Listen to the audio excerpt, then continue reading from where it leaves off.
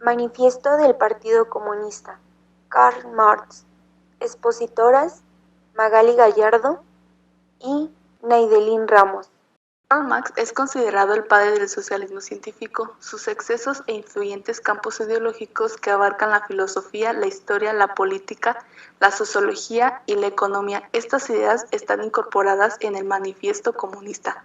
En el manifiesto revolucionaron las nuevas visiones del mundo, la dialéctica como la teoría más completa del desarrollo, la teoría de la lucha de clases y el papel revolucionario del proletariado como creador de la sociedad comunista. En esta primera parte hablemos sobre los burgueses y proletarios. La historia de todas las sociedades anteriores a la nuestra es la historia de lucha de clases, ciudadanos libres, esclavos, plebeyos, señores, etc. Es una palabra, opresores y oprimidos. Estuvieron siempre enfrentados entre sí, liberando una lucha ininterrumpida, una lucha que finalizó en todos los casos con una transformación revolucionaria de las sociedades enteras o en la destrucción conjunta de las clases en lucha.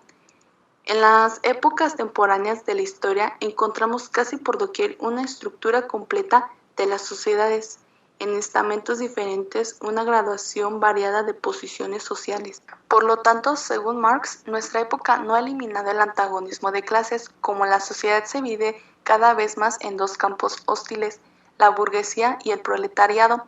Estos facilitan las cosas, como decía Marx. La burguesía es la clase capitalista moderna, son los dueños de los medios de producción y los patrones de clases obreras. El proletariado es la clase obrera moderna, no tienen medios de producción y son obligados a vender su trabajo para sobrevivir. Para finalizar este punto, desde la vista del marxismo, las clases sociales se han confirmado históricamente a partir del momento en que apareció la división del trabajo y el modelo de propiedad privada, la tensión entre prioritarios y no prioritarios, o dominadores y fuerza productiva, que da origen a la lucha de clases. Pasemos al siguiente punto, que es proletarios y comunistas. ¿Qué relación guardan los comunistas con los proletarios en general? Los comunistas no son un partido especial frente a los otros partidos obreros. No tienen intereses propios separados de los intereses del conjunto del proletariado. No establecen principios especiales a lo que pretendan amoldar el movimiento proletario. Los comunistas se diferencian de los restantes partidos proletarios por el hecho de que, por una parte, en las diversas luchas nacionales de los proletarios, resaltan y hacen valer de modo especial los intereses comunes a todos los proletariados, independientes de su nacionalidad, y por otra parte, porque en cada una de las fases del desarrollo que corren las luchas entre proletariado y burguesía enfrentan siempre los intereses del movimiento en su conjunto. El objetivo inmediato de los comunistas es el mismo que el de los restantes partidos proletarios: constitución del proletario como clase, derrocamiento de la dominación burguesa, conquista del poder político por el poder del proletariado. Se ha reprochado a los comunistas que pretenden suprimir la propiedad personal adquirida mediante trabajo propio, la propiedad que constituye el fundamento de toda libertad, la actividad y la autonomía personal. Lo que hace es crear capital, es decir, la propiedad que explota el trabajo asalariado y que solo puede acrecentarse a condiciones de generar nuevo trabajo asalariado. Al que explotar de nuevo, la propiedad en su actual configuración se mueve en la antítesis entre capital y trabajo asalariado. Vamos a examinar los dos términos en este análisis. Capitalista. Ser capitalista significa ocupar una posición no meramente personal, sino social en la producción. El capital es un producto social y únicamente puede ponerse en movimiento mediante la actividad común de muchos, o en última instancia de todos los miembros de la sociedad. El capital no es, pues, un poder personal, sino social. Concentrémonos ahora en el trabajo asalariado. El precio mediante el trabajo asalariado es el mínimo del salario, es decir, la suma de los bienes de subsistencia que resultan necesarios para mantener en vida el obrero como tal. Lo que el obrero asalariado se apropia mediante su actividad es mínima para mantener su vida. Lo que queremos es destruir el carácter miserable de esta apropiación y que el obrero vive únicamente para acertar el capital, y ello mientras los intereses de la clase dominantes así lo exijan. En la sociedad burguesa, el trabajo vivo del hombre es meramente un medio para acrecentar el trabajo acumulado. En la sociedad comunista, el trabajo acumulado es tan solo un medio para ensanchar, enriquecer y fomentar el régimen de vida de los obreros. El proletariado usará de su poder político para arrancar paso a paso a la burguesía todo su capital, centralizar todos los instrumentos de producción en manos del Estado, es decir, del proletariado organizado como clase dominante, y acrecentar con la mayor rapidez posible el cúmulo de fuerzas productivas. En un principio, todo ello solo es posible naturalmente mediante intervenciones despóticas en el derecho de propiedad y en las relaciones burgueses de producción, es decir, mediante medidas que pueden parecer económicamente insuficientes e insustentables en sí mismas, pero que en transcurso de todo este movimiento van en su alcance más allá de sí mismas y resultan imprescindibles para la transformación radical de todo el sistema de producción. Estas medidas habrán de ser, como es natural, diversas de conformidad con las diversas de los países. En el caso de los países más avanzados, las siguientes medidas tendrán, sin embargo, una aplicación más o menos general. Número 1. Expropiación de la propiedad territorial y dedicación para gastos del Estado de la renta de sueldo. 2. Impuestos fuertemente agresivos. 3. Suposición del derecho de herencia. 4.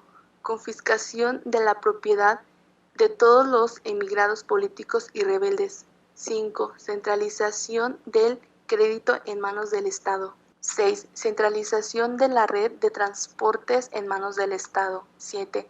Ampliación del número de fábricas nacionales, instrumentos de producción, rotulación y mejora de terrenos de acuerdo con el Plan General.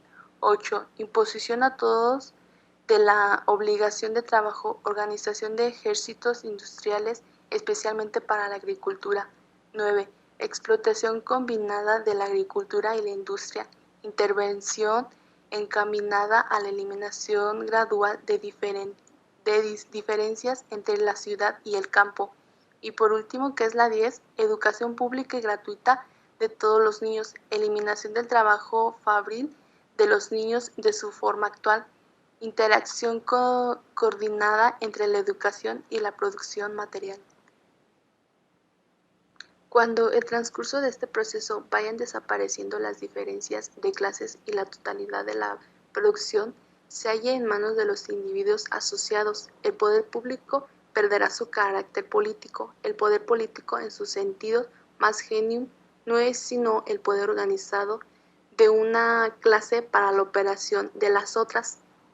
Cuando el proletario se una forzosamente con la clase en su lucha contra la burguesía, se constituya en clases dominantes mediante la revolución, y como tal clase dominante suprima por la fuerza las viejas relaciones de producción, suprimirá con ellas las condiciones mismas de los antagonismos de clase, la clase como tal y su propia dominación de clase. La literatura socialista y comunista. Número 1. Socialismo reaccionario. El socialismo feudal. Por su posición histórica, la aristocracia francesa e inglesa estaba llamada a escribir liberos contra la moderna sociedad burguesa. En la Revolución Francesa de julio de 1830 y en el movimiento inglés por la reforma parlamentaria, habían sucumbido una vez más bajo los golpes del odiado advenedizo. En adelante no podía hablarse siquiera de una lucha política seria.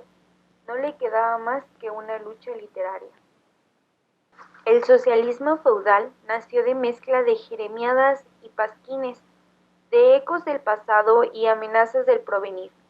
Cuando los campesinos del feudalismo aseveran que su modo de explotación era distinto al de la burguesía, olvidan una cosa, y es que ellos explotaban en condiciones y circunstancias por completo diferentes y hoy anticuadas. Cuando advierten que bajo su dominio no existía el proletariado moderno, olvidan que la burguesía moderna es precisamente un retoño necesario del régimen social suyo. Lo que importa a la burguesía no es tanto el haber hecho surgir el proletariado en general, sino el haber hecho surgir un proletariado revolucionario. Por eso, en la práctica política, toman parte en todas las medidas de represión contra la clase obrera y en la vida diaria, del mismo modo que el cura y el señor feudal han marchado siempre de la mano. El socialismo clerical marcha unido con el socialismo feudal. El socialismo pequeño burgués. La aristocracia feudal no es la única clase derrumbada por la burguesía y no es la única clase cuyas condiciones de existencia empeoran y van extinguiéndose en la sociedad burguesa moderna. Este socialismo analizó con mucha sagacidad las contradicciones inherentes de las modernas relaciones de producción. Puso al desnudo las hipócritas apologías de los economistas, demostró de manera irrefutable los efectos destructores de la maquinaria y de la división del trabajo, la concentración de los capitales y la propiedad territorial, la superproducción, la crisis, la inevitable ruina de los pequeños burgueses y los campesinos, la miseria del proletariado, la anarquía en la producción, la escandalosa desigualdad en la distribución de la riqueza, la exterminadora guerra industrial de las naciones entre sí, la desilusión de las viejas costumbres, las antiguas relaciones familiares de las viejas nacionalidades.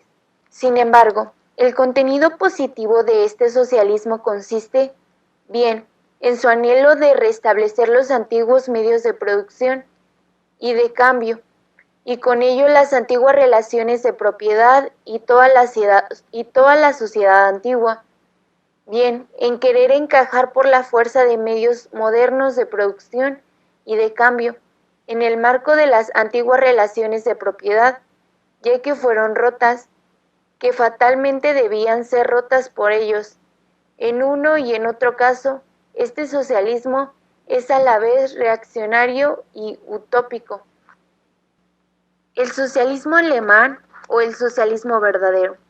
La literatura socialista y comunista de Francia, que nació bajo el yugo de la burguesía dominante como expresión literaria de la lucha contra dicha dominación, fue introducida en Alemania y en el momento en el que la burguesía acababa de comenzar su lucha contra el absolutismo feudal.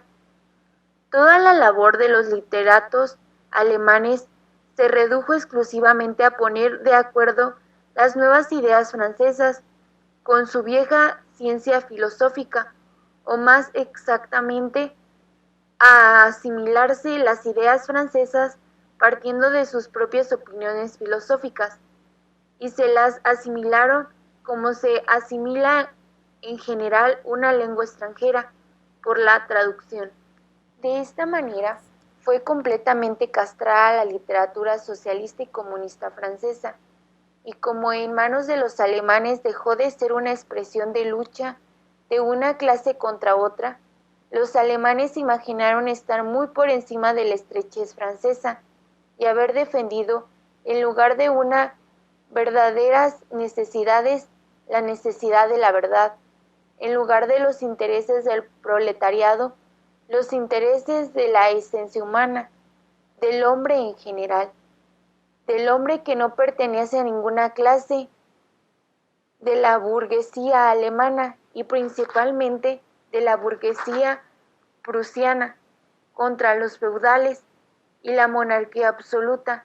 En una palabra, el movimiento liberal adquiría un carácter más serio.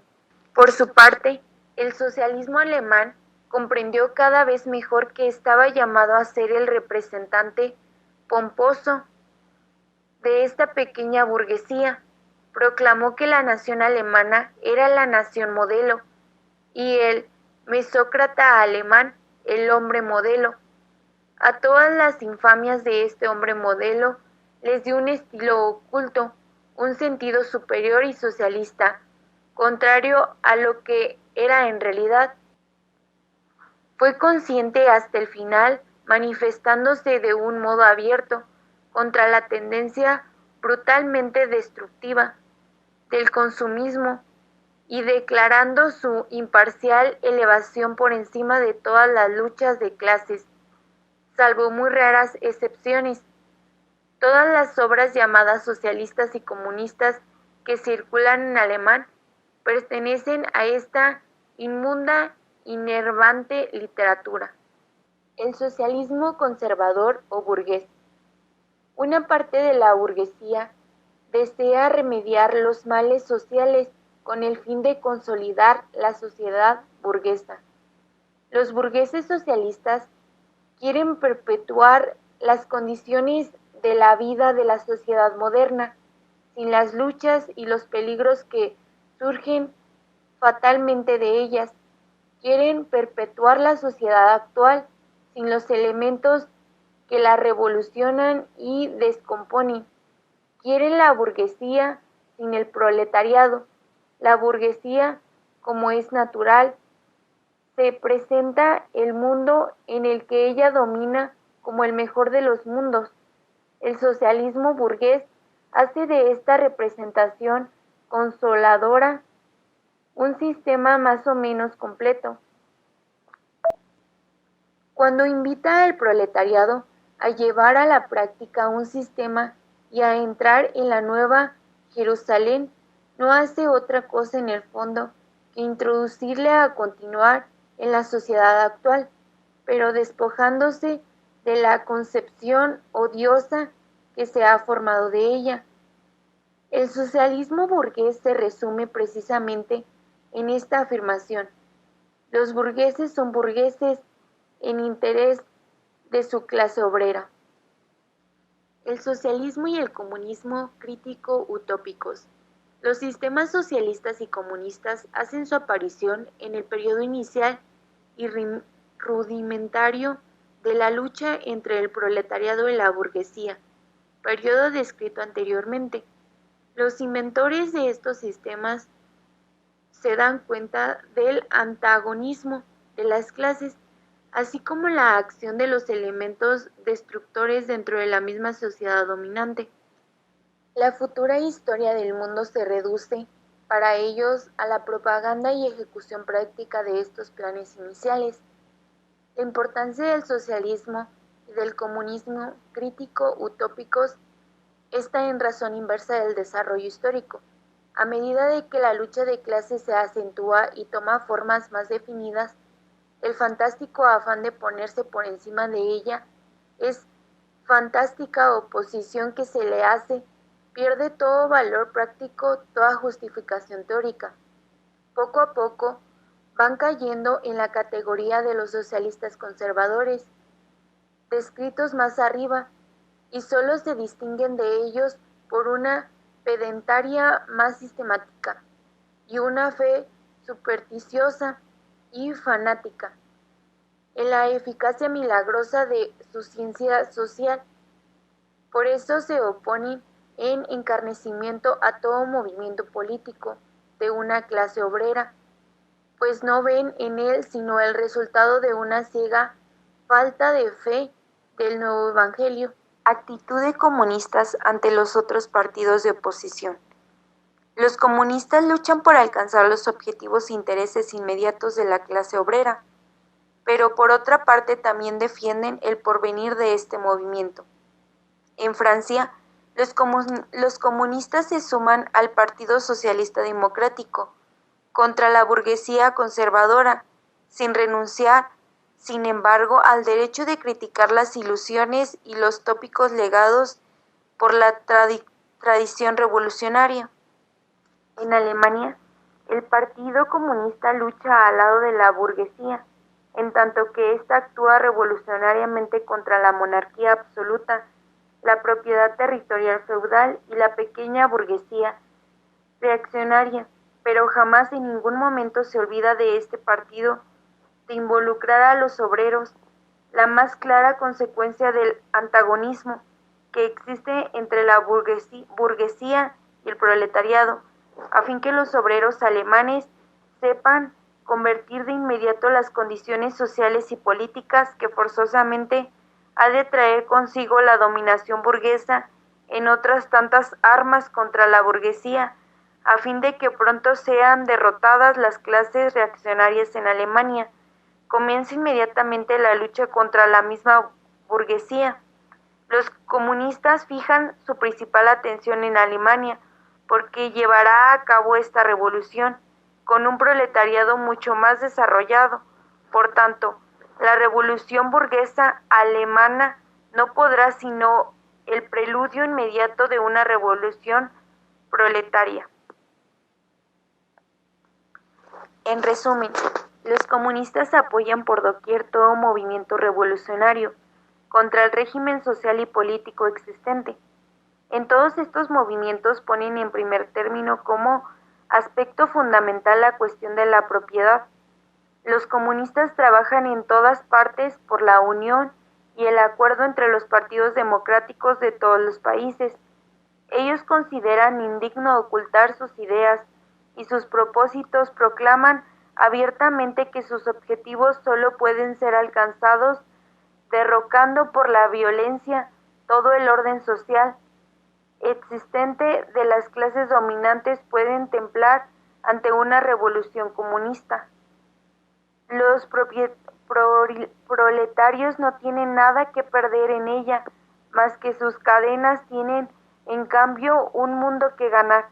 Proletarios de todos los países. Esto sería todo de nuestra parte. Agradecemos su atención.